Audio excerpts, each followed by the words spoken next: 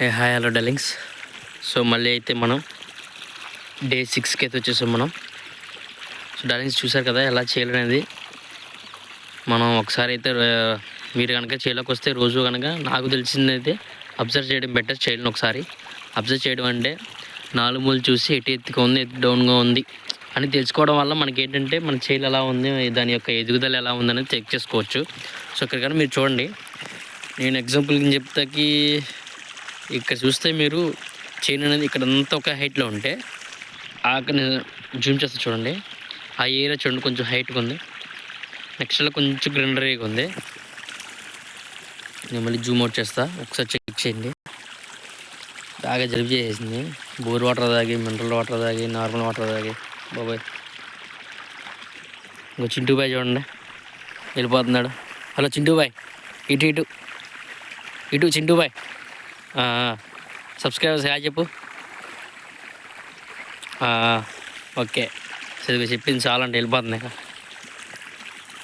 ఇంకా చూడండి అబ్జర్వ్ చేస్తే మీరు ఇక్కడ కనుక కొంచెం హైట్గా ఉంది. నేను కొంచెం కిందకి తీసుకెళ్ళి చూపిస్తా. చూసారు కదా కొంచెం హైట్కి అయితే ఉంది. అలా చేయాలి అనేది 4 మూలలు తిరగడం వల్ల మాకైతే ఈ కార్నర్ అంటే కార్నర్ నుంచి కార్నర్ వరకు కార్నర్ వరకు చూస్తే చాలా బెటర్గా అనిపిస్తుంది. ఒకవేళ ఫీల్డ్ మన ఛానల్లో ఎక్కడ ప్రాబ్లం అనేది ఎలా సాల్వ్ చేయాలి అనేది కొంచెం ముందుగానే మనం మినిమైజ్ చేయొచ్చు అనమాట దాని యొక్క లాసెస్ని. లేకపోతే కనుక ఒక మూల చూసేసి ఒక మూల అలా చేస్తే కొంచెం ఇబ్బంది అనుకో. చెప్పేంత టోన్ కాదు, బట్ చాలామంది తెలిసి ఉండొచ్చు, తెలియకపోయి ఉండొచ్చు. అందుకని చెప్పి వాటర్ చూసారా సౌండ్స్ అంటే ఏదో తెలియని ఫీలింగ్స్, జలపాతాలు అన్నట్టుగా. మీరే రెండు ఒకసారి సౌండ్ వినిపిస్తా.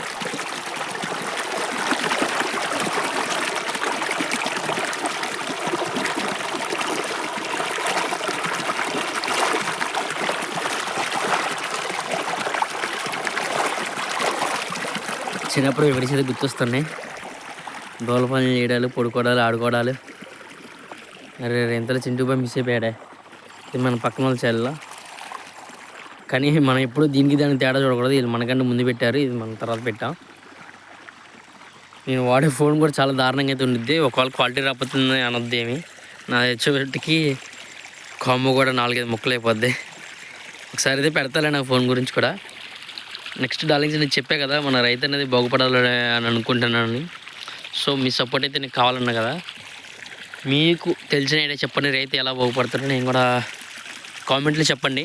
ఇక్కడ దాకా చూస్తున్నారంటే మీరు ఖచ్చితంగా ఇంట్రెస్ట్ ఉండబట్టి, లేకపోతే రైతు మీద కొంచెం రెస్పెక్ట్ ఉండబట్టి కదా బాగుపడతారు. ఇలా చేస్తే ఇలా బాగుపడవచ్చు ఛాన్స్ ఉందని మీ ఒపీనియన్ అనేది నాకు కింద కామెంట్ చేస్తే దాన్ని బట్టి మా యూత్ ఏదో చేయడానికైనా ట్రై చేస్తాం.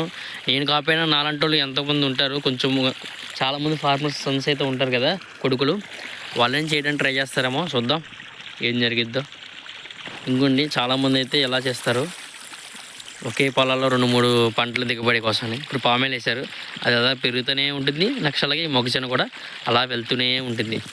చాలా బెటర్ కదా 2-3 ఆప్షన్ల కింద.